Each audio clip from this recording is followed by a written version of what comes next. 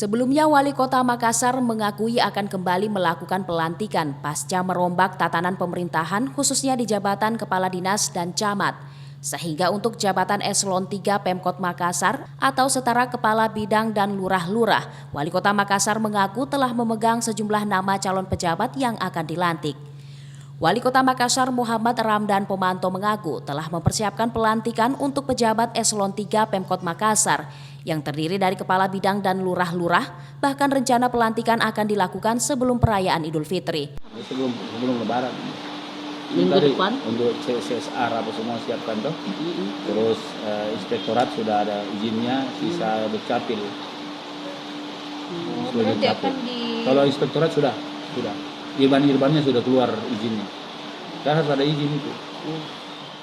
Wali Kota Makassar menambahkan, izin pelantikan dari Kementerian Dalam Negeri pun sudah dikantongi, termasuk izin untuk OPD yang struktur organisasinya vertikal ke pusat seperti inspektorat. Sementara di Dukcapil masih sementara menunggu SK Dirjen Dukcapil. Ira, Fajar TV dan Fajar Radio melaporkan.